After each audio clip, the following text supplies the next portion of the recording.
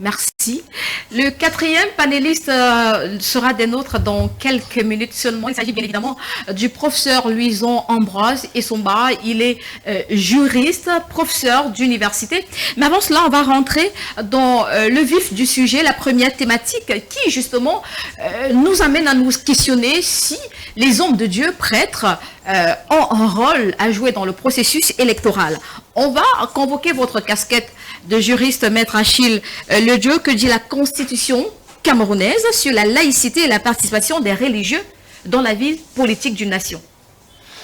Ben voilà, de prime abord, il faut noter que de par la Constitution du Cameroun, toutes les constitutions d'ailleurs, jusqu'à celle du 18 janvier 1996, modifiée en 2008, la Constitution est claire, le Cameroun est un État unitaire, décentralisé et laïque. Ça, c'est les principes qui gouvernent l'État du Cameroun. Nous sommes un État unitaire, décentralisé, laïque. Nous restons sur la laïcité. La laïcité voudrait tout simplement dire que l'État central n'est adhéré à aucune obédience religieuse, ne met en avant aucune religion et laisse donc la latitude à tout un chacun, à tous les citoyens, de pouvoir adhérer à son obédience religieuse que chacun se doit de respecter par le principe de la liberté de religion de pensée. Alors, la question également, est-ce que l'Église, de par la laïcité prescrite par la Constitution, aurait son mot à dire dans le processus électoral? Vous dites bien processus électoral, je veux qu'on soit clair avec le mot. De prime abord, il faut retenir que le processus électoral voudrait signifier les étapes qu'il faut observer lors d'une échéance électorale. Donc, sans trop réfléchir, l'Église n'a rien à dire. L'Église reste dans sa mission prophétique. L'Église n'est pas un engagé. L'Église n'est pas un contre-pouvoir relativement au système politique en place ou alors au gouvernant. L'Église reste cette maison de foi de prière qui également raffermit la foi de ceux qui semblent égarés et reçoit, notamment le Père pourra bien expliquer ce volet-là, reçoit, n'est-ce pas, ceux qui sont dans des situations délicates dans la société. On appelle ça aller vers le prêtre faire ses confessions. Et après cela, l'Église reste dans sa mission prophétique. Alors, si on avait reformulé le sujet autrement, est-ce que l'Église a un mot à dire dans la vie politique d'une nation? Ça, c'est autre chose. Je dirais que lorsqu'on parle de processus électoral, c'est quand le décret qui convoque une échéance électorale est rendu public, alors vous allez voir les différents processus. Nous avons les candidatures, nous avons le dépôt de candidature, le contentieux préélectoral, c'est-à-dire des listes, les opérations électorales en elles-mêmes. Nous avons le contentieux post-électoral, c'est-à-dire lié aux contestations relatives aux résultats et tout le reste. Donc, vu sous cet angle, vous voyez que l'Église n'a rien à dire. Mais est-ce que l'Église doit rester muette face aux situations que subissent ou que pourrait subir la population ou alors la communauté des fidèles? Nous disons non. L'Église a son mot à dire lorsqu'il s'agit de se prononcer sur un fait de société, sur, par exemple, les crises socio-politiques. L'Église ne peut pas rester muette, sinon elle serait complice des malheurs du peuple. Je vais prendre un exemple pour finir mon propos. Si vous prenez la République démocratique du Congo, c'est l'un des pays qui, en Afrique subsaharienne, compte le plus de fidèles catholiques. Là, je veux plus parler de l'église dans sa généralité, mais je parle de l'église catholique. Sur les quelques 100 millions d'habitants, l'église catholique au Congo compte dans les 50 millions. Vous pouvez vérifier les chiffres. Ce qui fait à ce que l'église catholique reste très influente dans la vie politique du Congo. Depuis la colonisation jusqu'à nos jours, vous allez voir, je veux dire le temps colonial, jusqu'à nos jours, l'église catholique au Congo a une très forte influence et un pilier nécessaire dans le système politique et social congolais. Parfait. Voilà. Alors, lorsqu'on parle du rôle des prêtres ici, mon père, parle-t-on d'un engagement direct ou d'une simple posture morale face aux enjeux électoraux? Bien, je vais éviter d'être superficiel, de peur que beaucoup de Camerounais ne comprennent pas ce que l'Église fait aujourd'hui. J'ai dit je vais éviter d'être superficiel pour rafraîchir un peu la mémoire historique. L'Église arrive au Cameroun autour de 1890, en passant par Marie-Ambert que j'ai salué tantôt. Et c'est une église, je veux dire les dirigeants, qui est essentiellement missionnaire. Les missionnaires, j'allais dire occidentaux, l'église qui est occidentale. Et donc, ces occidentaux n'ont pas à se mixer nécessairement dans la vie des différents peuples où s'installent, parce que le Cameroun n'est pas encore un État à ce moment-là. Mais sauf qu'à partir des années 60, je me rappelle encore ces mots du pape Paul VI à Kampala, en Ouganda, le 31 juillet 1969, où il disait Africains, vous êtes désormais vos propres missionnaires. C'est-à-dire que vous devez vous occuper de vos problèmes vous-même. Il faut que, si vous voulez, que l'église des Blancs s'en aille et que l'église africaine revienne entre les mains africaines. À partir de ce moment-là, on a vu naître des pasteurs de haut vol qui se sont engagés dans la vie sociale et politique de ce pays. Je vais vous citer que je vais laisser qui. Les homélies de Monseigneur Jean Zoa à la cathédrale Notre-Dame de Victoire étaient tout simplement sensationnelles. Elles rassemblaient tellement de monde que le président Aïdjo y avait déjà vu une menace. L'affaire ne commence pas aujourd'hui. Les disputes entre Monseigneur Dormant, évêque de Konsamba, qui a même fait la prison et finalement s'est retrouvé en exil sous le régime d'Aïdjo, l'accusant d'être de connivence avec les UP6, Ernest Ouandji à l'occurrence, nous dit déjà que les prêtres, les évêques de ce temps sont déjà engagés dans la vie politique. Que vais-je dire de la sortie, ça c'est du côté anglophone, la sortie de Monseigneur Paul Westcroft et Pius Awa qui sont évêques de Bamenda et de Bouya à la période du carême de l'année 1977 où ils vont sortir vertement critiquer, n'est-ce pas, la corruption au Cameroun. Je parle du temps d'Aïdjo, nous sommes en 77, n'est-ce pas, en écrivant une lettre pastorale, la corruption, n'est-ce pas, la corruption, le pourquoi de la corruption dans la vie. Je vais rappeler que le cerveau de cette lettre était un certain abbé Christian Toumi, qui à l'époque est recteur du grand séminaire de Bambui. Donc, après le président Aïdjo, ça s'est poursuivi avec le président Biya. Ceux qui ont connu le cardinal Christian Toumi du côté de Yagua, du côté de Garoua, avant qu'il ne vienne ici à Douala, c'était tout le temps des luttes, je ne vais pas dire des luttes armées, mais des fronts avec l'administration, avec les gouverneurs, pour les droits, pour réclamer le respect des droits et des libertés des peuples. En 90, lorsque les évêques du Cameroun écrivent la lettre pastorale contre sur la crise économique et indiquent que c'est la corruption qui est l'un des facteurs majeurs de la crise économique au Cameroun, que si on ne combat pas la corruption, on ne sortira jamais de la crise. Certains ont commencé à dire à ce moment-là que les prêtres sont en train de sortir de leur rôle, sauf qu'ils vont poursuivre en dénonçant par exemple d'autres problèmes tels que les replis identitaires, la montée des discours, comment on appelle ça, haineux. Nous sommes là en 96, et puis revenir à la charge en 2000, le 4 septembre, avec une lettre pastorale sur la corruption. Et ça, c'était à Bamenda qu'ils étaient revenus.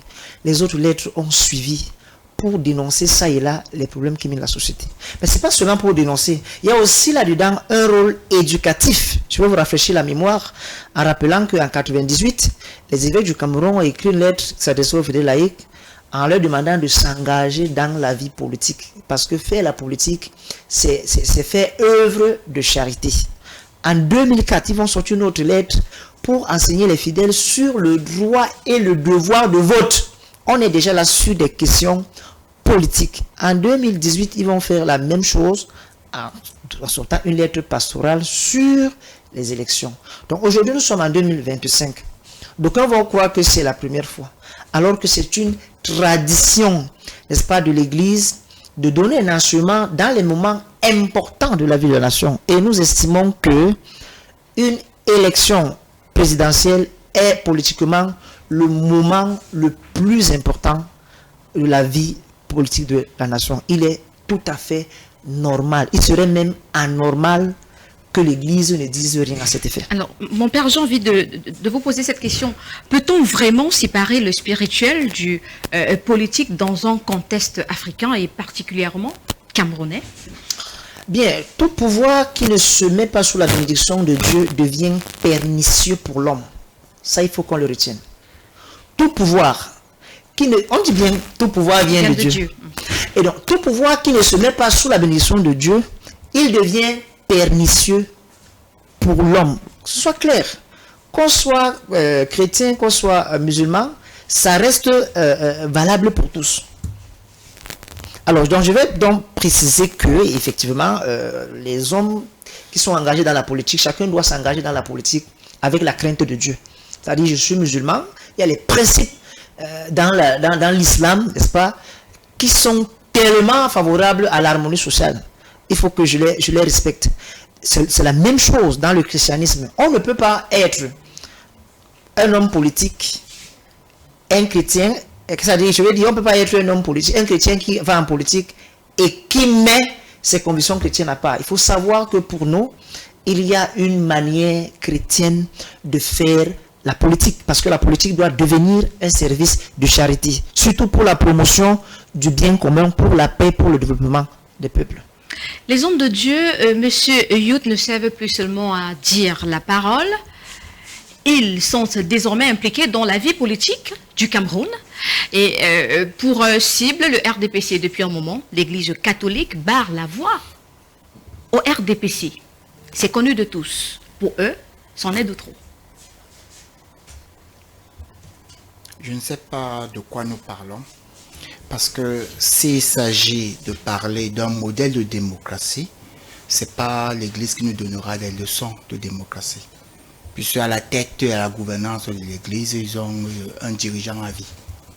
Je ne sais pas si l'élection de la papauté aussi ne peut pas être faite, parce que je vous rappelle que les autres congrégations religieuses chrétiennes procèdent aux élections de leurs dirigeants. Également, certes, c'est un élément de démocratie. Donc la démocratie s'installe d'abord au sein d'abord de l'Église catholique. Et ensuite, nous donnerons des leçons de démocratie. Et autre chose, dans le cadre du champ politique, les citoyens ne sont pas que des chrétiens catholiques. C'est pour cela que la notion de la laïcité, qui est une notion fondamentale dans le cadre de la mise sur pied d'une république, a son sens. Nous avons des athées, nous avons des non-croyants. On ne va pas les obliger à pouvoir croire. Nous avons plusieurs confessions religieuses dans ce pays. Le dirigeant, l'homme politique, est là pour promouvoir le bien-être de tous, tout en respectant les convictions religieuses, les mœurs, les choix des uns et des autres. Si l'Église catholique, par exemple, se prononçait sur l'ensemble des sujets avec acuité, tels que nous observons les dérives dans le monde, nous applaudissons, nous serons fiers. Mais je vous rappelle que la traite négrière s'est passée au nez et à la barbe de l'Église catholique. Personne n'a parlé. Je vous rappelle que les notions de pédophilie, et Dieu seul sait que les procès à l'infini existent. Personne n'en parle. Je vous rappelle que les notions d'homosexualité, de pauvreté, d'inégalité, même au sein de l'Église catholique, perdurent. Je ne vous parle pas du foncier et des problèmes. Qu'est-ce qu'on doit comprendre? Qu'ils ne sont pas... Je suis en train de dire que... Je suis en train de dire que nous faisons une distinction. Et c'est important. Entre les individus, donc les hommes d'église pris individuellement, qui peuvent donner leurs opinions, comme l'abbé Bakaba est ici, il peut donner son opinion en qualité et à titre de citoyen. Parce qu'il n'est même pas en train de parler là au nom de l'Église catholique. Je peux vous mettre à défi qu'il n'a pas été mandaté par l'Église catholique. Vous exprimez sur ce plateau? Oui, oui, il n'a pas été mandaté. Donc vous allez déjà savoir que l'Église catholique est hiérarchisée. Ça vient de Rome, le Vatican, et ainsi de suite. Il y a deux structures. Il y a l'ordonnance apostolique et il y a la conférence épiscopale. Maintenant, si on a un ordonnance apostolique qui nous donne une position, nous dirons la position de l'Église catholique est de. On n'en a pas. À partir de ce moment, et le Vatican entretient des relations diplomatiques avec l'État du Cameroun. J'espère qu'on ne parlera pas d'une ingérence diplomatique d'un État à un autre. Mais ce n'est pas le cas. Donc à partir de ce moment, vous journalistes, sachez donc faire la distinction de la position de l'Église catholique avec les sorties épistolaires des individus catholiques ou bien de certains hommes d'église catholiques. À partir de ce moment-là, vous saurez la position de l'Église catholique. Une fois ceci étant dit, je vais vous dire effectivement que dans le cadre du processus électoral, ce n'est pas un secret de polichinelle. L'Église catholique du Cameroun, à travers la conférence épiscopale, a eu à former même les observateurs indépendants des élections. Ils ont été accrédités par le ministère de l'administration. Et si aujourd'hui ils s'opposent, ça veut dire qu'il y a un véritable problème. Ils s'opposent à qui et à quoi? Ils s'opposent à quoi et à qui? C'est la question. Je vous dis que si nous voulons, nous pouvons y prendre parmi les différentes sorties. Ils ne sont pas unanimes. Il y a des évêques qui ne sont pas favorables par rapport à telle sortie, il y a des évêques qui sont favorables par rapport à telle sortie. Donc à partir de ce moment, on attend lorsqu'on nous dira que voici la position de l'Église catholique. Et la position de l'Église catholique nous est donnée et servie à travers... Et qu'est-ce que vous faites de la position de ceux qui estiment que 43 ans après, il est temps pour M. Biya d'abandonner? Ah ben, nous disons que nous sommes effectivement en démocratie. Nous allons battre campagne. Nous irons devant tous les électeurs. Nous n'allons pas influencer quiconque. Et ils ont le libre choix, le libre arbitre d'aller dans l'isoloir en leur qualité de citoyen, de voter. Et le Cameroun est véritablement très complexe. Même lorsqu'on parle de la chrétienté, tous ces chrétiens ne sont pas catholiques. Et autre chose encore, tous n'écoutent pas ce qu'on est en train de dire parce que ce n'est pas une position de l'Église catholique. Donc, ceci étant dit, les projets de société seront mis sur la table. Si le peuple camerounais qui est souverain, je dis bien si le peuple camerounais qui est souverain, décide de donner une fois de plus sa confiance et renouveler sa confiance au président de la République son Excellence Paul Biya, qui sommes-nous pour pouvoir dire que ce peuple-là s'est trompé?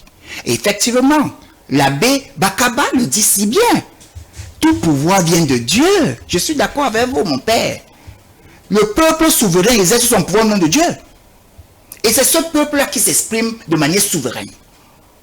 C'est la somme de tout ce peuple-là qui forme Dieu. Ils ne sont pas ex nihilo hors de Dieu.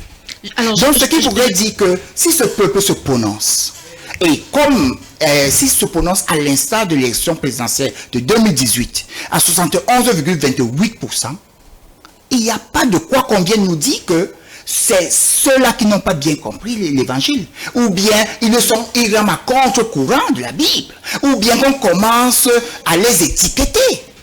C'est ce que nous ne voulons pas. Et nous voulons que les uns et les autres respectent les points de vue et les opinions des autres, en toute liberté. Et nous sommes en démocratie. Nous disons que l'abbé Bakaba qui est là, porte sa voix et uniquement sa voix. Mais il n'est pas que de parler au nom de l'Église catholique. Il est également prêtre catholique. Ça, il ne faut Il pas est l'oublier. prêtre catholique, Il faut pas mais l'oublier quand même. il ne parle pas au nom de l'Église catholique. Qu'est-ce que vous en savez? Demandez-lui si son évêque lui a demandé d'être mandaté sur ce plateau.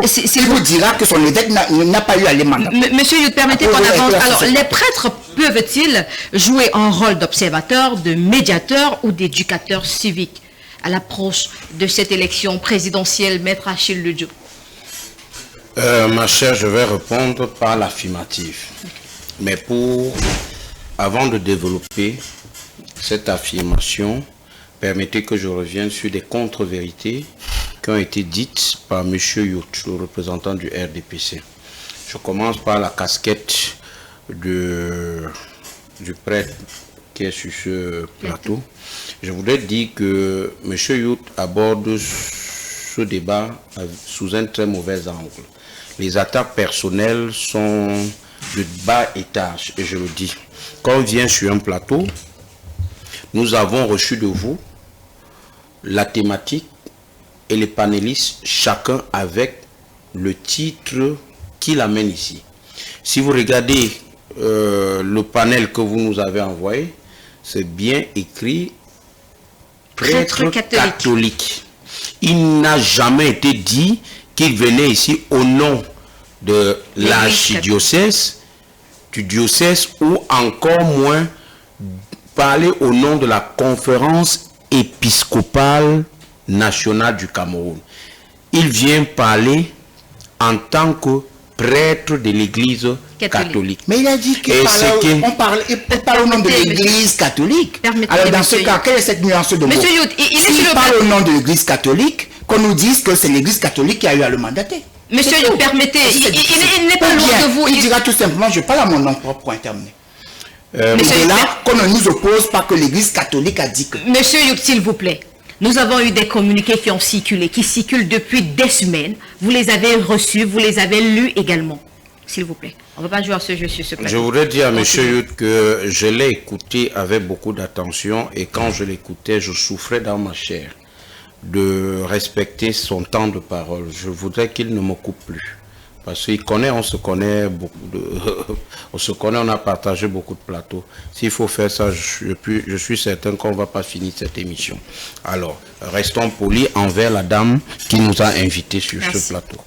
Je continue en disant, j'ai devant moi la lettre pastorale des évêques à l'occasion de l'élection présidentielle et des élections régionales de 2025 au Cameroun.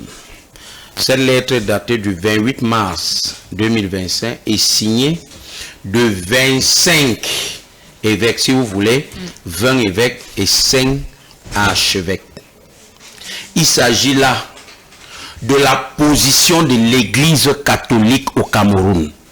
Il faut que M. sache, et s'il ne connaît pas, qu'il aille demander le rôle ou les attributions de la conférence épiscopale nationale du Cameroun. Voilà la position de l'Église catholique en ce qui concerne les élections présidentielles et les élections régionales au Cameroun. Maintenant, quand moi, par exemple, je viens sur un plateau et que je dois parler, je dois dire n'importe quoi en relation avec cette lettre, je ne suis pas leur porte-parole, je ne suis qu'un analyste. Mon analyse peut être vraie ou biaisée, mais à lui de rectifier dans le sens qui sied à ses convictions politiques et non venir ici faire ces querelles de personnes. Je voudrais également dire à M. Yout que en réalité, on ne le dira jamais assez. La mission fondamentale de l'Église consiste à défendre également, sans ambiguïté, certains droits fondamentaux qui sont propres à l'être humain et à tous les peuples. Le droit à la dignité. L'Église ne peut pas, l'Église avec grand E, ne peut pas rester muette face à certaines situations sociopolitiques. Je vais prendre un exemple. Par exemple, comment on a appelé ça, nos enfants qui partaient clandestinement en Europe. L'immigration clandestine, merci. Quand vous regardez, c'est un fléau qui touche notre société et une tranche particulière de la population. Avec ces morts que nous enregistrons à la Méditerranée, pensez-vous que l'Église puisse rester muette? L'Église fait une sortie pour dénoncer d'abord ce phénomène et attirer l'attention de ceux qui pensent que l'immigration clandestine serait la preuve ou alors la solution de fuir la misère du pays. La misère dans laquelle le régime du parti de M. Yout a mis ses enfants. Et quand l'Église, notamment l'Église catholique, fait une sortie pour décourager les enfants dans ce sens, ils sont fiers. Là, ce n'est pas un contrepoids. Mais l'Église catholique, lisez bien cette lettre. Ce n'est nullement adressé à un parti politique. Pourquoi? Parce que l'Église n'est pas inféodée à une organisation politique. La lettre s'adresse au peuple de Dieu. Si vous pensez que vous faites partie de la communauté des peuples de Dieu, alors cette lettre vous concerne et le contenu. Si vous pensez que vous faites partie de la communauté de Satan, alors ne regardez pas cette lettre comme les youths. Il faut que ce soit clair. Et maintenant, il n'est pas dit dans cette lettre de voter X ou Y. Ils font un décor, une analyse de la situation sociopolitique actuelle, se projettent sur les élections à venir et tout le monde connaît que l'élection présidentielle de 2025 au Cameroun est une élection capitale et c'est pourquoi on dit 2025 c'est une année charnière pour le devenir de notre pays. Alors, je continue en disant au bas ou alors en pièce jointe à cette lettre, ils ont, je parle bien des évêques et archevêques, ont essayé de brosser les 10 qualités que doivent absolument avoir tous les candidats à l'élection présidentielle. Si, en épulchant point par point les 10 commandements ou les 10 qualités devant être requises, et que M. Yout se rend compte que son candidat n'est véritablement concerné par, ou alors est disqualifié, alors qu'il reste tout simplement tranquille.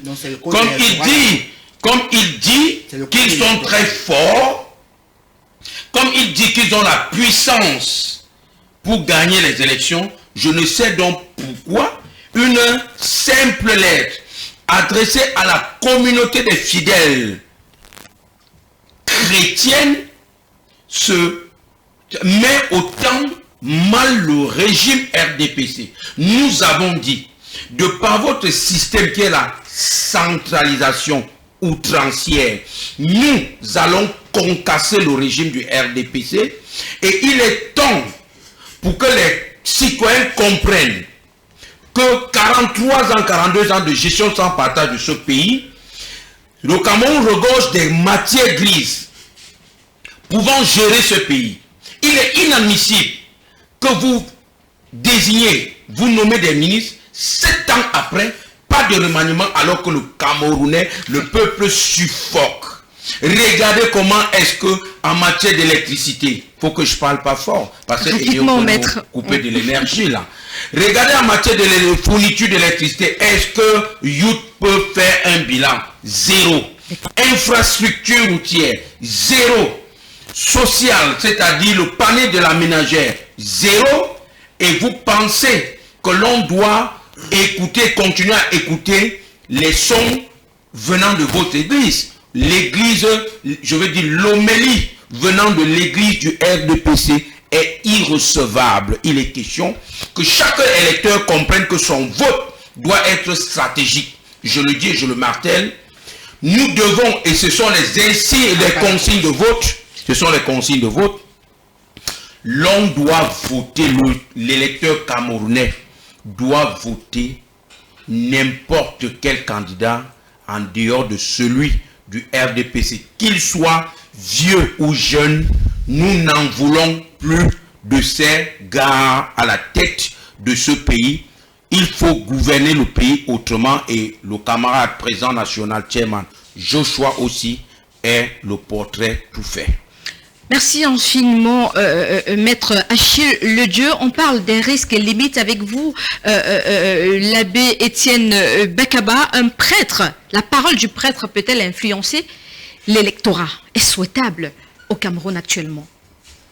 Ben, la parole du prêtre dérange déjà les gens que vous voyez qui s'agitent là dans tous les sens. Depuis que nous essayons de verser un peu d'eau bénite. Donc, c'est presque une évidence déjà, ça les dérange, parce que ça ne les dérangeait pas. Ils seraient aussi calmes. Bon, nous sommes en train de finir le temps de carême, c'est pour ça que je suis très calme et pondéré, mais je ne peux pas quand même oublier de rappeler que, oui, c'est vrai, je l'ai entendu plusieurs fois, le Cameroun, c'est un État laïque, et donc quand l'Église parle, on dit le Cameroun, c'est un État laïque, donc vous devez vous taire. Ben, je n'ai pas entendu les gens dire le Cameroun, c'est un État laïque, quand des leaders d'une autre religion que je ne vais pas nommer, se sont levés et ont dit, voilà le candidat que nous soutenons, les leaders d'une religion au Cameroun. Je n'ai entendu aucun son de cloche venant de ceux qui disent aujourd'hui que le Cameroun est laïque, dire à ces gens-là que vous n'avez pas le droit de dire. En tout cas, ceux qui le font, ils sont dans ce qu'ils font de mieux, de la malhonnêteté dans tous les sens. Et ça, on peut le comprendre. Ils sont dans ce qu'ils font de mieux, de la démagogie dans tous les sens. Mais nous ne sommes pas dans les mêmes catégories sociales. Parce que nous sommes dans la catégorie de la vérité. Et parce que nous sommes dans la catégorie de la vérité, on accepte que même à l'intérieur de l'Église, qu'on nous critique. Parce qu'effectivement, il y a plein de choses dans l'Église qui ne sont pas propres. Vous avez évoqué tantôt la question de l'homosexualité. Je vous tire un chapeau là-dessus. Mais je tiens simplement à vous dire que les évêques du Cameroun, par exemple, et ceux de l'Afrique en général, se sont levés contre cette chose et ont écrit. Cette chose que certains parmi vous ont même fait une catégorie politique. C'est-à-dire que c'est un mode de recrutement dans vos choses-là. Donc quand vous vous mettez sur un plateau, que vous évoquez ces choses, faites-le avec beaucoup d'humilité. Parce que vous ne savez pas qui est derrière vous. Faites-le avec beaucoup d'humilité. Parce que si on les dévoilait un peu, comme on essaie de le faire en termes de mea culpa dans l'église, je vous assure que vous ne parlerez plus jamais en tant qu'homme politique avec assurance de cette histoire-là. Parce que vous en faites un moyen de promotion même en politique. Vous devez être calme et réservé dans cette question-là. Alors, la parole du prêtre, évidemment, qu'elle est faite pour déranger. Pourquoi? Le prêtre est fait pour annoncer la parole de Dieu. Mais on ne peut pas annoncer sans dénoncer. Si vous avez un peu de culture biblique, vous comprendrez pourquoi la majorité des prophètes ont été des martyrs. Et donc Jésus lui-même. On ne peut pas annoncer sans dénoncer. Lorsque vous allez être en face d'un prêtre ou d'un autre idole de Dieu, qui se contente de vous dire les belles paroles, Dieu est grand, il vous aime, oui, aimez-vous les uns les autres, et que ça s'arrête là. Sans venir vous dire que mon frère, ce que vous faites là, vous faites travailler votre employé, vous ne le payez pas et vous venez le dimanche donner l'argent à l'église, c'est pas correct. S'il ne dénonce pas cela, c'est un faux prophète, c'est un faux prêtre, c'est un faux religieux. Donc les gens vont supporter que la parole des prêtres, c'est une sorte d'exorcisme que nous envoyons sur la nation. Mon père, un prêtre qui prend position ne risque pas de diviser sa communauté? Et prend position, attention, quand vous dites qu'il prend position, c'est par rapport à un camp ou à un autre. Ce que je sais, c'est que, ayant lu et relu pratiquement toutes les lettres pastorales des évêques, en l'occurrence, je n'ai jamais vu dans une lettre le nom d'un homme mentionné. Effectivement. Qu'il soit du parti qui est là au pouvoir ou d'un autre parti. Je n'ai jamais vu. Voici celle de 14 pages. Je suppose que le monsieur qui est en face de moi ne l'a jamais lu, en réalité. Il ne l'a jamais lu. Parce que s'il avait lu, il ne dira jamais que c'est le nom apostolique qui parle au nom de l'église au Cameroun. Vous êtes assis faux là-dedans, monsieur. Il vous faut un minimum de culture. Quand vous parlez d'une institution aussi sérieuse que l'église. Donc pour votre propre gouvernement, comme Maître a essayé de vous le dire, qui représente l'église dans un pays, c'est la conférence épiscopale nationale de ce pays. Donc en l'occurrence celle-ci, qui compte aujourd'hui 25 évêques qui sont actifs et qui ont signé cette lettre. N'allez pas chercher ailleurs. N'attendez pas que ça vienne du pape. Le nonce, c'est le représentant du pape. Il n'est pas le représentant de l'église catholique. Ce qui représente l'église catholique au Cameroun, officiellement, c'est la conférence. Et à la tête, il y a un qui est voté là, qu'on appelle le président de la conférence. Aujourd'hui, c'est l'archevêque du Bamenda, Monseigneur André Kuya. Il faut que vous le reteniez pour que vous ne faites plus des boules quand vous parlez d'une organisation sérieuse comme l'église catholique. C'est ça la parole du prêtre. Pour sortir, mon père, comment éviter que l'autel devienne une tribune politique? C'est simple. Il ne faut pas que le prêtre que je suis se lève et dise sur une tribune, même hors de l'autel, même sur les réseaux, dise sur une tribune, votez telle personne. Parce que s'il le fait, il n'est plus dans son rôle. Parce que le rôle de l'église n'est pas de dire aux gens, votez telle personne. C'est pas ça le rôle de l'église.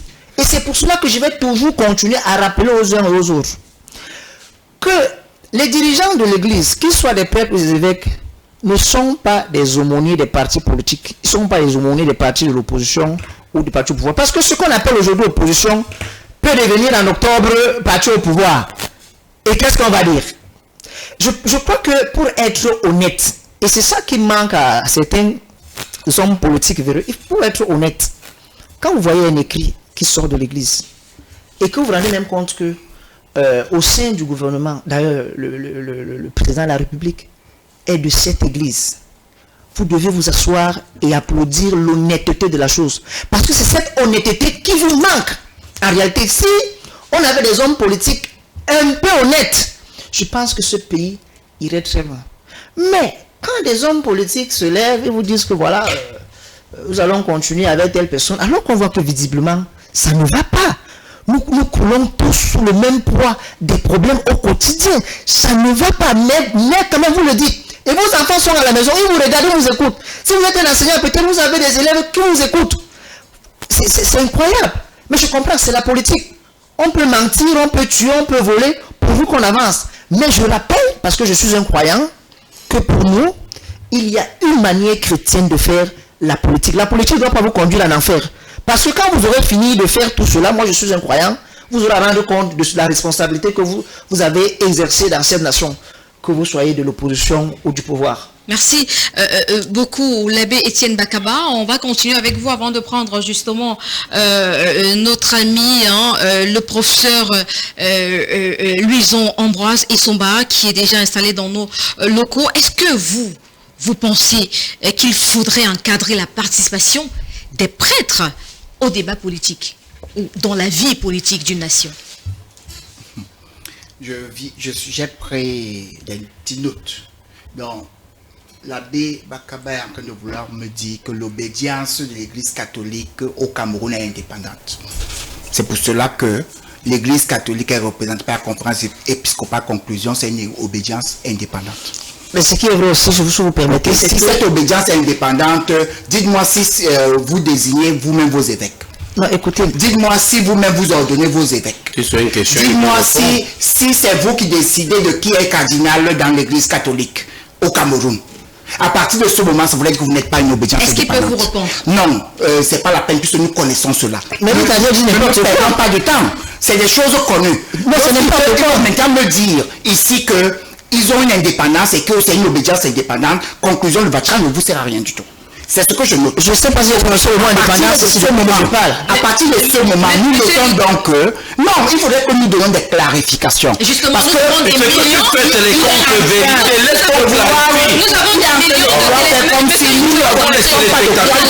nous n'allons pas déplacer le débat, je vous en prie, monsieur Yout. Nous avons des millions de Camerounais qui nous suivent. Permettez, s'il vous plaît. Monsieur Yout, je vous retire la parole malheureusement. Permettez, s'il vous plaît. On ne va pas déplacer le débat. On a une thématique centrale qui est là. Nous avons un prêtre catholique qui est là. Il représente, j'ai envie de dire, les hommes religieux sur ce plateau. Nous avons des millions de Camerounais qui nous regardent, qui sont scotchés devant leur petit écran à regarder, à écouter ce que nous allons dire ce soir. Est-ce que l'église catholique est indépendante, mon père? Déjà, je n'ai jamais parlé d'indépendance ici. L'église, elle est une sainte catholique et apostolique. D'accord? Je vous remets la parole, monsieur Yout, allez-y. Bon, donc conclusion, ça voudrait dire que le nonce apostolique a une... Et puis ce qu'il ne faut, si vous permettez, ce qu'il ne faut jamais faire, c'est comparer l'Église à un État. C'est-à-dire, quand on parle de l'alternance, de la démocratie, vous amenez ça à l'Église. L'Église n'est pas, le système qui n'est pas démocratique. C'est-à-dire que chaque institution a sa manière de se, n'est-ce pas? L'Église n'est pas la démocratie, ce n'est pas la terre promise. Si la démocratie même était la terre promise, le Cameroun serait au ciel de pluie. Donc il faut faire très attention. L'Église n'est pas une démocratie. Donc vous faites de l'amalgame. C'est le Cameroun qui est une république démocratique. Au moins sur les papiers. Montrez donc maintenant que, à partir du fait que nous sommes un pays démocratique, le refus de l'alternance, le fait de vouloir se maintenir au pouvoir à vie est un crime contre la démocratie. Bon, si je peux reprendre... Allez-y, vous avez la parole. Je vais parler en français très facile pour que nos auditeurs nous comprennent. Merci Parce beaucoup. qu'apparemment, on ne peut pas, ils ne peuvent pas comprendre pourquoi j'insiste sur certaines choses. En français facile, toute l'église catholique est organisée en un état qu'on appelle l'état du Vatican. Est-ce que c'est difficile à comprendre? C'est l'état du Vatican. Et nous connaissons les plus petits états en termes de territorialité, mais ils sont connus. L'ordre de Malte, ainsi de suite. Bon, c'est pour vous dire que quoi? L'état du Vatican collabore avec les autres états. Le Cameroun est un état qui est en relation diplomatique avec l'état du Vatican. À partir du moment où les diplomates ou les représentants de cette église veulent donner une position, ça voudrait dire que c'est une position de cet état. Est-ce que c'est difficile à comprendre? Alors, j'insistais donc dans ce sens pour dire que si l'abbé Bakaba nous donne une position, lorsque ça arrange, on nous dit c'est la position de l'église. Lorsque ça n'arrange pas, on dit non, ce n'est pas la position de l'église. On va croire quoi? Alors, vous pouvez très bien présenter l'abbé Bakaba comme le citoyen ordinaire du Cameroun parce qu'il n'est pas mandaté par l'église. Et deuxièmement, mais Kachilojo, non, vous avez dit qu'on ne vous coupe pas. Mais tu l'as fait. Mais tu l'as fait. Vous voulez le faire. Mais tu l'as fait. Alors, dans ce cas, tu te plains de quoi? Relevons autre chose. Les téléspectateurs l'ont très bien compris. L'abbé Bakaba nous dit, la démocratie au sein de l'église catholique, ne regardez pas. Mais la démocratie de l'autre côté, nous voulons la voir. Mais non. Nous disons, balayez d'abord devant votre cour et ensuite donner les leçons de l'autre côté. Qu'est-ce que vous reprochez à l'église catholique, monsieur Fils? Nous disons, je ne reproche rien à l'église catholique parce que je n'ai pas une position officielle de l'église catholique. Je ne fais que de vous le dire. J'ai une position des sorties épistolaires des individus qui sont des dirigeants, certes importants, mais qui ne représentent pas l'église catholique dans son entièreté. Qu'aurez-vous souhaité recevoir de ces personnes-là, pour ne pas reprendre l'expression individu, qu'aurez-vous souhaité recevoir dans leur message? Mais juste là, s'ils sont dans le sens des hommes de Dieu, et comme ils le sont effectivement, c'est des rassembleurs. Moi, j'aime bien ce qu'on dit souvent que Dieu ne voudrait perdre aucun. Même lorsque dans les 100 brebis et qu'une était égarée, il laissait d'abord les 99 par terre pour ramener l'autre brebis égaré. Ça, c'est le rassemblement. Mais on ne rassemble pas dans le mensonge. Mais là, c'est avec qui? Mais là, c'est avec les non-croyants, les croyants, les musulmans, les athées, les tout. Est-ce que vous pensez que dans le message, il y a une communauté qui a été citée, qui a été mise en avant? Est-ce que vous avez pris la peine de lire la notion de politique et de gouvernance, lui-même vient de vous le dire, ça ne relève pas de ces canaux bibliques. Parce qu'en réalité, si nous devions le faire, ils auraient longtemps résolu le problème de la pédophilie. Ils auraient longtemps apporté des clarifications. Jusqu'à présent, nous venons de recevoir tout simplement les excuses de l'Église catholique dans le cadre de son intervention en matière de l'esclavage et de la traite négrière. Mais nous sommes à combien d'années plus tard? Ce qui voudrait dire que d'autres choses viendront, peut-être que nous ne serons pas là. C'est nos enfants, nos arrière-petits-fils. Et c'est là où on nous donnera des positions et des excuses de cette église. À partir de ce moment, nous vous disons que nous, on insiste sur la notion de la laïcité de l'État. Et on dit tout simplement, dites aux concitoyens, effectivement, ils ont le choix et le libre arbitre d'apprécier Mais ne soyez pas des acteurs actifs parce que nous allons commencer à vous traiter comme des acteurs politiques. D'accord. Vous Parce que demandez... si vous êtes des acteurs politiques, vous méritez bel et bien être sur la scène politique. Et étant sur la scène politique, vous avez les mêmes droits que Maître Achille Le Diop. À partir de ce moment, nous allons vous traiter ainsi. Monsieur Youd, vous demandez à l'église catholique... Et venir tirer et revenir vous cacher. Vous demandez aux hommes de Dieu d'apprécier et non de critiquer. Nous demandons aux hommes de Dieu de rester sur ce qui nous unit, de se concentrer sur l'exception du Cameroun qui nous permet de rester. La corruption ne va jamais nous unir. La corruption de l'église, il n'y a pas de clarté au niveau des quêtes d'église. Merci beaucoup, monsieur Youd. Alors, non, c'est pas là-bas où vous allez nous parler. Merci beaucoup, merci monsieur Youd. On va prendre le quatrième panéliste qui est avec nous. Il est là, le professeur Louison Ambroise Essomba. Vous êtes professeur d'université, juriste. Bonsoir. Depuis votre sacre, j'ai envie de l'appeler comme ça, on ne vous a pas reçu sur nos antennes. C'est un plaisir de vous avoir, de vous recevoir sous la casquette du professeur que vous êtes désormais. Madame Fatima, c'est par la grâce de Dieu, je parle à côté d'un prélat, que je renoue avec le plateau de télévision. C'est un plaisir d'être là. Je suis heureux de retrouver mes amis des plateaux, M. Youd-Fils, Maître Ledjo, et on a déjà fait 2 plateaux avec l'abbé. Pour moi, c'est un plaisir de revenir. Merci.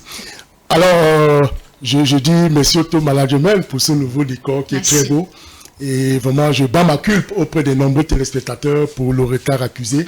C'est pour des raisons professionnelles. Infiniment merci. Alors, avec vous, vous êtes un homme averti, vous êtes un observateur. Quelle est la place actuelle des prêtres dans la société camerounaise au-delà de leur rôle spirituel? Madame, il faut relever ceci, que lorsque la vie politique et constitutionnelle d'une nation dite un peu comme la nôtre, une nation qui se revendique démocratique, il est important de souligner qu'il n'y a pas que les institutions qui animent cette vie politique. À côté de ces institutions, il y a des corps sociaux qui intègrent ce que j'appelle la classe politique. Et parmi la classe politique, nous avons les intellectuels, les cadres syndicaux, les leaders des partis de l'opposition. Vous avez les autorités traditionnelles, les fonctionnaires civils, mais plus précisément les autorités religieuses, qu'on qualifie généralement d'autorités morales transcendantales. À partir de là, on peut déjà faire, comment dire, si vous voulez, tracer le sillon ou la relation entre l'État et l'Église. Parce qu'il faut noter que l'histoire nous enseigne que les rapports entre l'Église et l'État datent de la période coloniale. Vous vous rappelez Alfred Sacker, depuis 1840, 1852, avec la montée, 1880, avec l'arrivée de l'Église catholique au Cameroun. Vous vous rendez compte qu'à partir de là, les rapports entre l'Église et l'État sont des rapports historiques et emblématiques. Maintenant, ce qu'il faut rappeler, c'est quoi? Ce que vous vous rappelez, on se rappelle que les institutions, l'Église, les autorités religieuses sont constituées un peu ce que j'appelle un État dans l'État. Parce que de plus en plus, on voit comment l'Église concurrence l'État dans les prestations publiques. La construction d'écoles, la construction des centres de santé. Et à partir de là, on se rend bien compte que les autorités morales transcendantales constituent ce que j'appelle un État dans l'État parce qu'elles concurrencent l'État dans ses prestations publiques. Maintenant, il faut relever une chose, que aujourd'hui nous tendons vers la politisation des rapports entre l'Église et l'État. Pourquoi cette politisation des rapports? Dans le principe, si vous voulez, de manière à règle générale, on n'attendrait pas qu'un prêtre vienne diriger un État. Mais les circonstances l'imposent généralement parce que quand vous suivez la sortie le 13 décembre 1963 de Alvin Dormo, il disait ceci. L'État ne doit pas croire que l'Église fera dans un évangile désincarné, où on va prier, il n'y a que Dieu, les apôtres, le ciel, ainsi de suite. L'Église aussi doit restituer les réalités sociales et vitales d'une société. Et c'est ce que l'Église est en train de faire. Moi, je veux vous parler d'une digression, madame.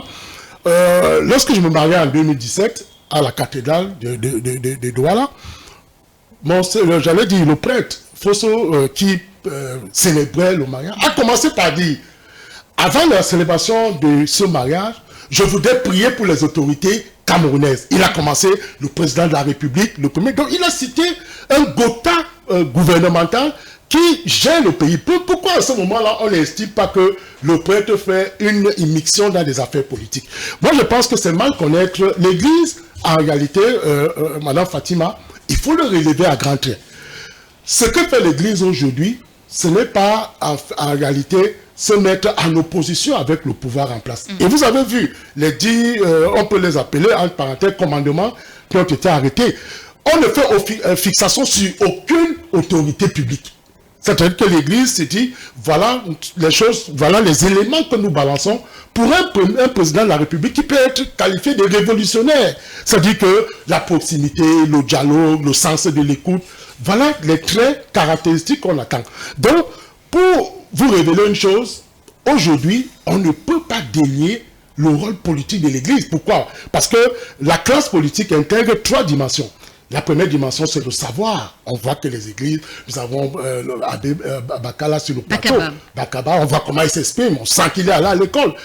Deuxième chose, les églises ont un intérêt à défendre. Parce que lorsque les populations souffrent, elles ne vont pas pleurer devant la présidence de la République ou devant la maison étoile où réside le Premier ministre. Les populations vont vers les autorités religieuses. Et si vous avez constaté, moi j'ai vu dans mon village de plus en plus, quand il y avait un problème, on ne cherchait pas à savoir si le sous-préfet ou le préfet existe, on allait vers les autorités religieuses. Donc c'est pour dire quoi? Dénier aujourd'hui le rôle de l'Église par rapport à la conscientisation de masse et surtout à l'éveil des consciences, pour ma part, je trouve que c'est un faux discours. Et pour cela, on doit faire très attention. Vous avez vu, je prends un aspect pour sortir. Lorsque le président Ahidjo cède le pouvoir à Paul Biya, il s'appuie sur un élément. Il dit aux gens, mon successeur constitutionnel est un chrétien. Et n'oubliez pas que le président Paul Biya est un enfant, si vous voulez, un bébé de l'Église, aujourd'hui qui est devenu président de la République.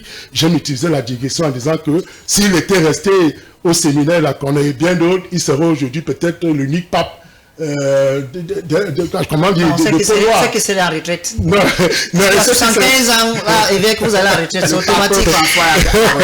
Donc, je suis en disant que il est difficile de minorer ou de dévaloriser le rôle de l'Église, tout simplement parce que dans leur rôle sociétal, dans leur rôle, si vous voulez, parce qu'il faut le dire très clairement, l'Église joue un rôle de politique d'opposition. C'est-à-dire que ne se positionne pas simplement, peut-être comme un contre-pouvoir ou un contre-pouvoir, mais suscite l'intérêt auprès des populations pour leur dire, vous avez vu encore hier la sortie de l'évêque de Bafoussam, qui indiquait à ses voix que lors de l'élection, allez faire le bon choix. Allez vous inscrire massivement sur les listes électorales. Vous voyez qu'il ne fait aucune stigmatisation sur un candidat. Il n'y a pas de fixation. Voilà. Peut-être juste un petit mot que l'État du Cameroun fait toujours avec l'Église. La preuve, elle est là. Le dialogue national. Les personnes qui ont été invitées au dialogue national. Vous avez vu quand même les autorités, non seulement de l'Église catholique, mais aussi des autres régions qui étaient là. Donc, l'État du Cameroun lui-même, il fait avec. Oui, merci. Voilà. Alors, on va revenir à l'essentiel avec vous. Associés, y compris les imams. Donc, si on nous appelle donc pour aider à résoudre les problèmes, laissez-nous jouer notre rôle d'alerte et de sentinelle pour dire aux gens, la route que vous êtes en train de prendre là n'est pas bonne. Ne prenez plus la mauvaise route. C'est ça notre liberté. C'est au bout de cette route. Monsieur Yout, s'il vous plaît. Alors, on revient à l'essentiel avec vous, Maître Achille Ledio, que gagne le processus électoral à intégrer ou à écouter davantage les voix religieuses? Le processus électoral, vous dites que gagne-t-il à écouter les davantage, oui, les voix religieuses. Tout d'abord, il faut savoir que la démocratie chrétienne vise en réalité à instaurer les valeurs démocratiques dans un État, vise à instaurer une société pluraliste qui respecte certaines valeurs, notamment la liberté, le respect de la liberté, la fraternité envers les démunis, le respect de l'être humain, tout ce qui va avec les valeurs démocratiquement énoncées. Le processus électoral gagnerait à écouter les voix religieuses pour faire comprendre à certains acteurs du landerneau politique que si le pouvoir vient de Dieu, il faut également savoir que le même Dieu qui vous a remis ce pouvoir peut vous l'arracher et il n'est nullement besoin de mettre sur pied des organes passerelles, des institutions passerelles pour vous maintenir au pouvoir éternellement. Il faut savoir également que la vie d'un être humain est faite d'un début et d'une fin. Et lorsqu'on tire à sa fin, il faut savoir également lâcher le pouvoir. Je voudrais également préciser à l'attention du représentant du RDPC sur ce plateau, M. Yout, que l'Église catholique particulièrement ne fait pas l'homélie de l'opposition. Ce n'est pas un porte-parole de l'opposition. L'Église dans sa globalité, comme l'a si bien expliqué le professeur, l'Église ne peut pas se complaire de certaines difficultés que la population, je vous ai dit, la démocratie chrétienne vise à instaurer certaines valeurs dans notre société.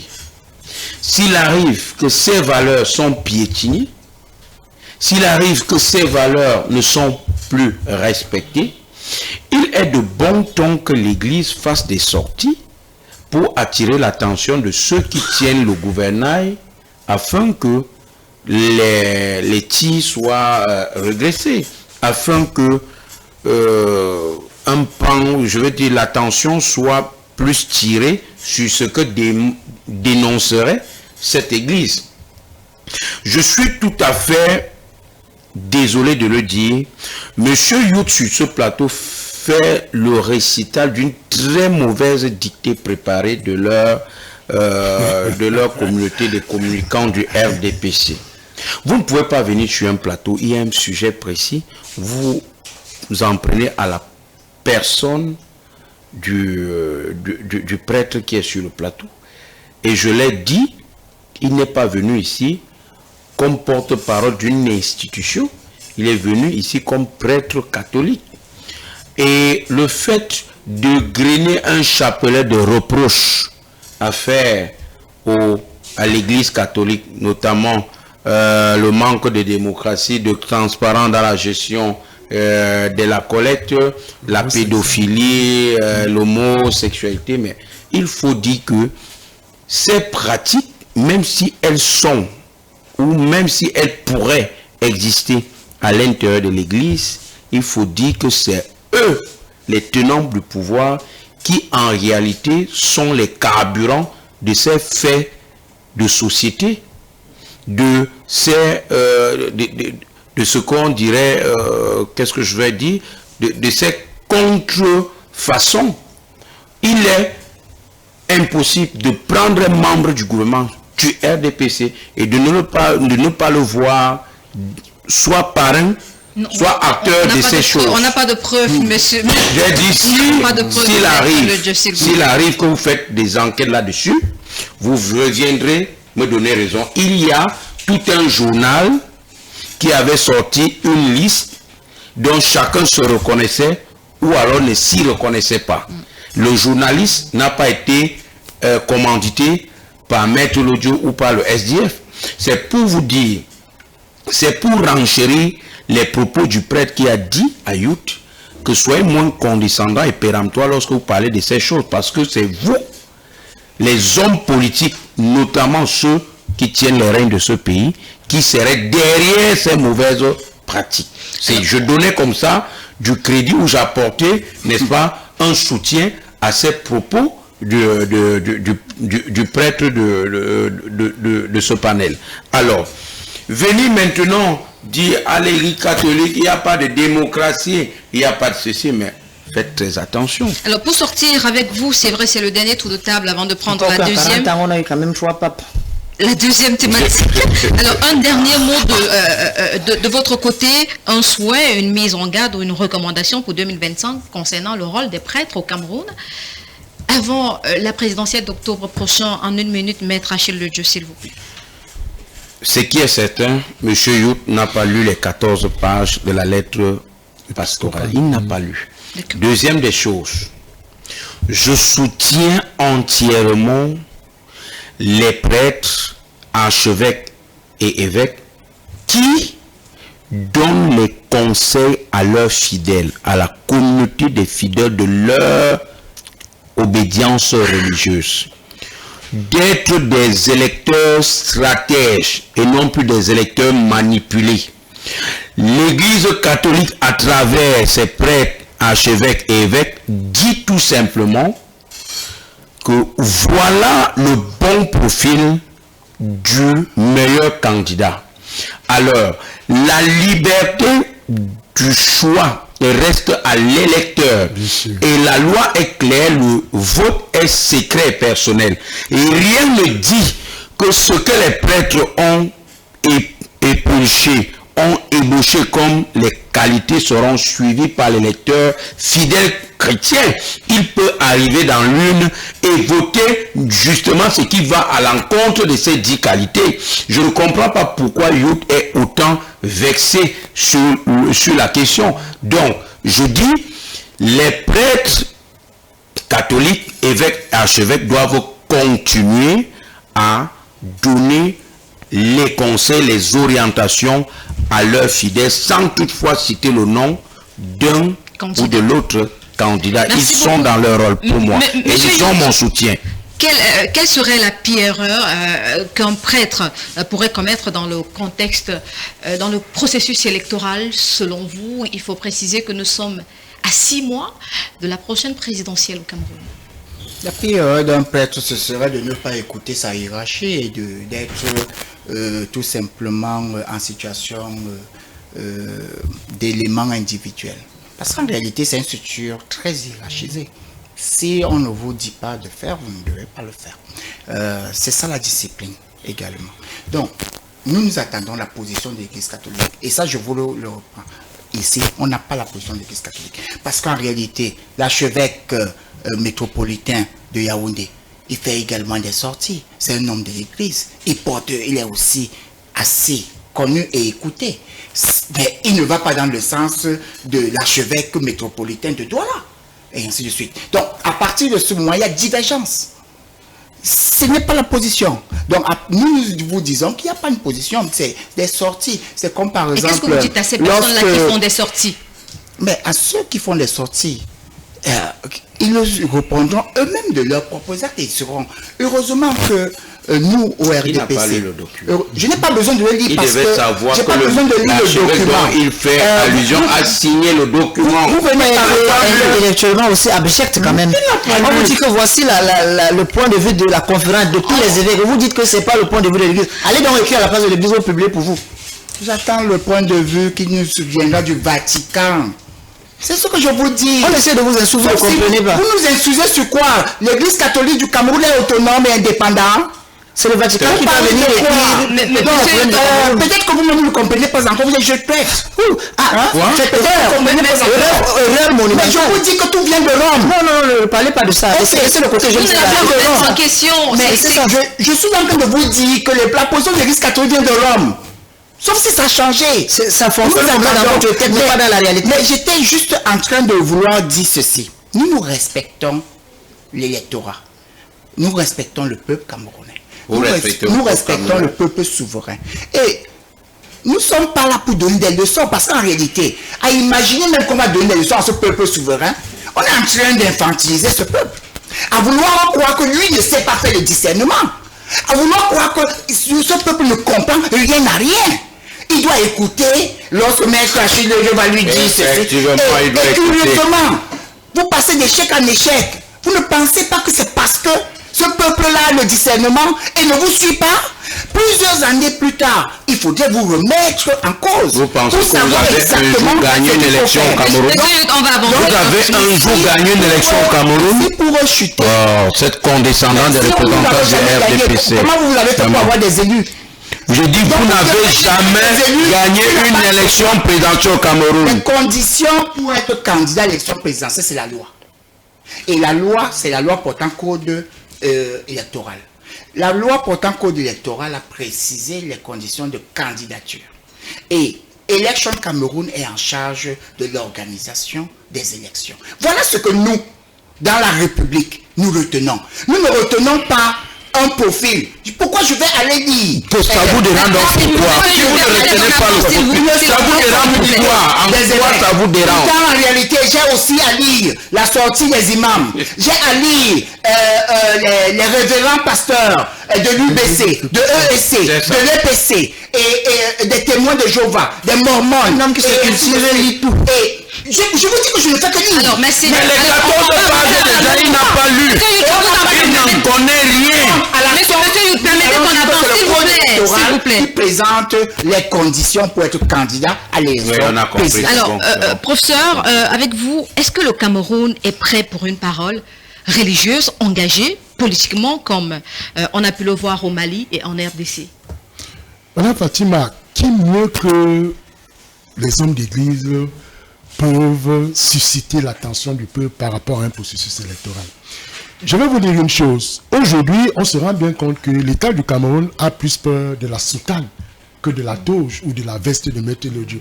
Parce qu'en réalité, ce sont les seuls qui peuvent marcher. Parce que quand on voit aujourd'hui, les leaders des partis de l'opposition sont enrégimentés, bâillonnés dans l'exercice de leur liberté d'expression, d'association et même d'expression. Parce qu'on sera, vous avez vu tout d'autres jours, on a interdit à Kabra Libi, on a interdit à Pierre-Emmanuel Bignam de faire une dédicace d'un livre. Vous voyez, c'est-à-dire qu'en réalité, les seuls qui bénéficient de ce que je pourrais appeler la tolérance administrative aujourd'hui, ce sont les autorités religieuses. Et c'est la raison pour laquelle elles ont compris cela et vont au promontoire pour essayer de prendre les réalités sociales et, comme je l'ai indiqué tout à l'heure, orienter les ouailles vers la bonne voie. Parce qu'on s'est rendu compte que aujourd'hui, et la question que vous posez, la thématique que vous soulevez, met au devant de la réflexion le rôle prégnant de l'Église. C'est-à-dire, vous avez dit que l'Église peut... Mais effectivement, l'Église doit jouer son rôle au regard aujourd'hui de la place qu'elle occupe. J'ai suivi même parler de la laïcité. Non, la laïcité ici ne veut pas dire qu'on privilégie une religion sur une autre. Mais cela n'empêche pas que les autorités religieuses puissent effectivement jouer un rôle d'influence. Je vous ai parlé de la politisation du rôle de l'Église catholique aujourd'hui et peut-être les autres églises. Il faut très bien le souligner que bon, les autres pasteurs des églises protestantes et bien d'autres n'osent pas civil ou pas. On ne refuse pas. Il y a le principe de la neutralité politique.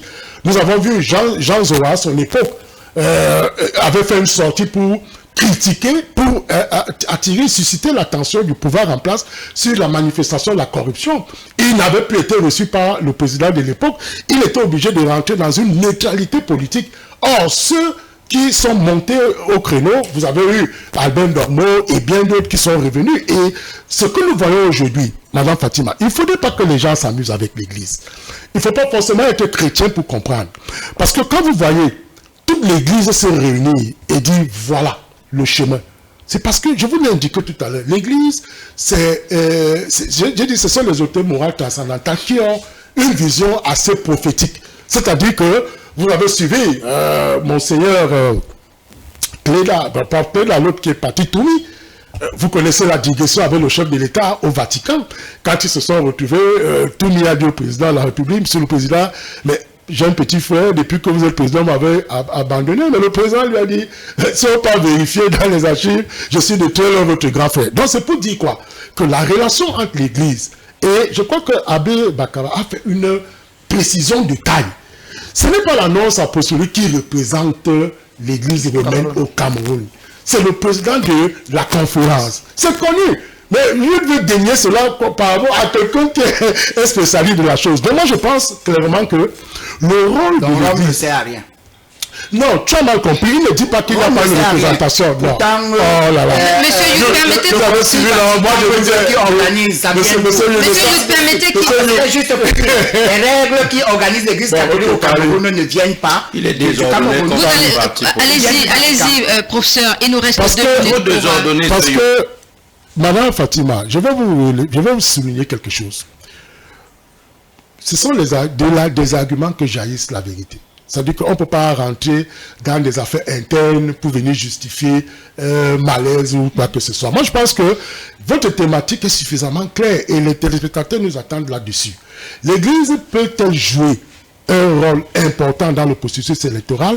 Nous rappelons qu'effectivement, mais j'ai fait une précision de taille tout à l'heure en indiquant que l'Église, par exemple, ne peut pas se positionner en dirigeant étatique. Non, mais l'Église joue, quoique faisant partie de la classe politique, parce que quand je commence par invoquer les corps sociaux qui intègrent la classe politique, bien évidemment, je vous cite les intellectuels, les dirigeants des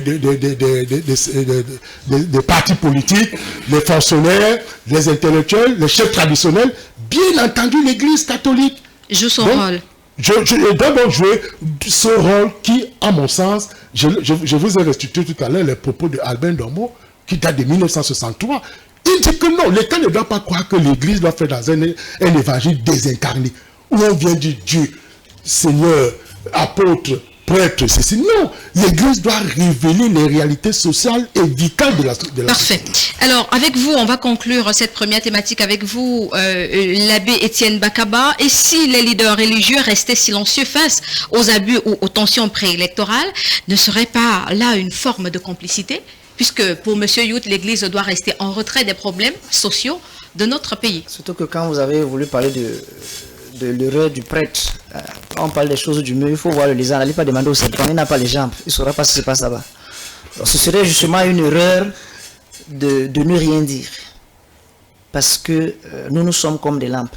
Et quand on allume une lampe, son rôle c'est d'éclairer. C'est d'éclairer. C'est ça le rôle de l'Esprit Saint. Nous sommes le feu de l'Esprit Saint. Pas le feu qui brûle l'avenir des Camerounais. Depuis très longtemps déjà. Nous sommes le feu qui éclaire. Et c'est ça le prêtre. Et quand on éclaire, vous savez, quand on met la lumière quelque part, pap, les premières choses à fuir sont les souris, comme elles sont voleuses. Dès que la lumière apparaît, allez, chacun se disperse. C'est exactement ce qui arrive chaque fois que l'Église sort. Elle s'exprime en réalité. Mais c'est normal, c'est normal. Rien d'autre. Le contraire allait nous surprendre. Qu'est-ce qui est arrivé au Christ? Parce que c'est lui qui est le modèle. Nous sommes de pauvres pécheurs là, mais il y a le modèle qu'on appelle Jésus lui-même. Qu'est-ce qui lui est arrivé? Il a fini par la croix. Et c'est pas surprenant que tout le temps quand on sort, on nous dit, ben, ne parlez plus, on va vous tuer. Parce qu'on sait dans quel pays nous sommes. Mais, attention, c'est Dieu qui détient le destin de toutes choses. Sûr, Ce n'est pas un homme. Nous sommes de passage sur cette terre. Mais si nous pensons que nous sommes capables d'inscrire les choses dans l'éternité, ça ne peut pas être dans le mensonge. C'est dans le respect de l'autre. C'est dans la vérité. C'est dans le vouloir travailler pour le bien-être de tout homme, sans regarder justement qu'il soit de l'église ou pas. Si on comprend la laïcité de cette manière, elle nous servira. Sinon, on sera hors sujet.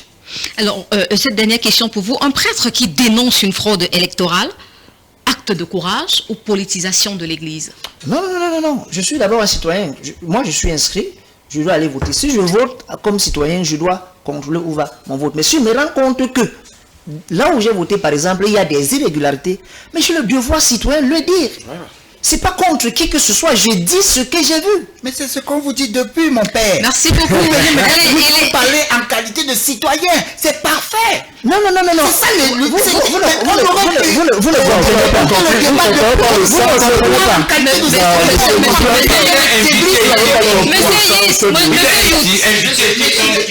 Le prêtre.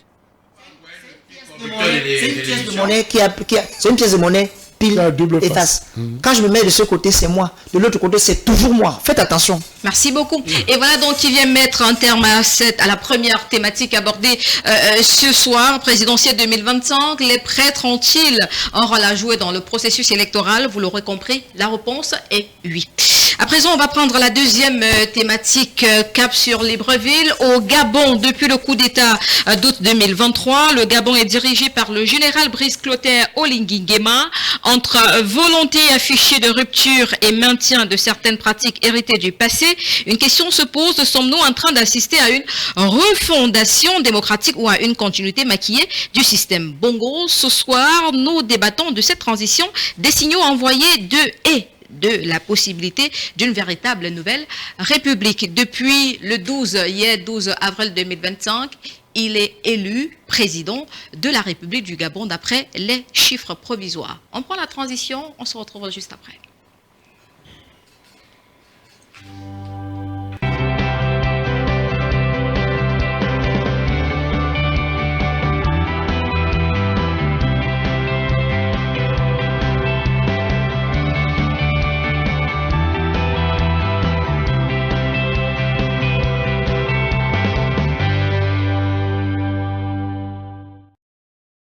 Retour dans l'histoire, nous sommes au Gabon présentement. Que représentait le système Bongo dans l'histoire politique du Gabon, professeur Louison Essomba? Alors Fatima, ce que nous vivons au Gabon est emblématique. Vous savez, nous passons d'un droit constitutionnel transitionnel à un droit constitutionnel classique. C'est-à-dire nous revenons dans l'ordre constitutionnel au Gabon. Depuis pratiquement 56 ans, il y a eu un règne dynastique de la famille Bongo, et à la suite justement d'un coup d'État sans effusion de sang, parce que vous savez, dans le principe, on a toujours condamné le coup d'État, parce que c'est une voie d'accès inconstitutionnelle pour atterrir à la magistrature suprême. Mais aujourd'hui, on parle des coups d'État que l'on peut qualifier de salvateurs ou d'utilitaires. Et dans le cadre justement du Gabon, on se rend bien compte qu'aujourd'hui, on peut donner raison à Clotaire Nguema qui venait de remporter une élection haut la main. Pourquoi? Parce que on se rend bien compte que ils ont procédé d'abord à la mise en place d'une constitution, celle du 8 mars 2024. Et dans cette constitution, il est précisé que pour être d'abord candidat à la présidence de la République, il faut être de père et de mère gabonaise, parce qu'on s'est rendu compte que il y avait beaucoup d'étrangers qui avaient les yeux rivés à la présidence de la République. Donc, ils ont d'abord calibré cela et ils ont calibré autre chose. C'est-à-dire que désormais, quand vous lisez l'article 42 de cette constitution, il est précisé que le président est élu pour un mandat de 7 ans renouvelable une seule fois au scrutin majoritaire uninominal. Pourquoi? Parce que ils ont conçu l'exécutif qui au départ était bicéphale, en un exécutif monocéphale. C'est-à-dire désormais, on a un seul président à l'exécutif, mais qui est assisté par un vice-président qui l'assiste, qui l'accompagne. Mais ce vice-président peut assurer l'intérim en cas de démission ou de décès du président en cours. Voilà les choses qu'il faut préciser. Donc vous voyez que, et ils ont associé les médias à la couverture du déploiement des bulletins de vote. C'est quelque chose d'incroyable. On l'a vu au Sénégal, on l'a vu au Ghana, on l'a vu au Bénin, on l'a vu au Nigeria. Vous convenez avec moi que la démocratie au niveau justement du Gabon a été prise au sérieux au point où leur constitution aujourd'hui prévoit un certain nombre de choses. Par exemple, on lit que si le gouvernement, ou du moins si le président de la République n'est plus là, les mécanismes transitionnels sont clairement établis. Or, chez nous, c'est un peu plus opaque, un peu plus complexe. Maintenant, autre chose, je finis par là. Vous êtes rendu compte que un élément fondamental qui a marqué cette élection, c'est la célérité avec laquelle on a publié les tendances électorales.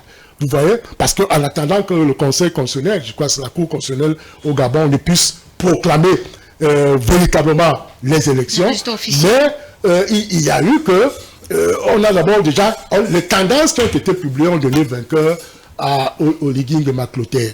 Autre élément, je suis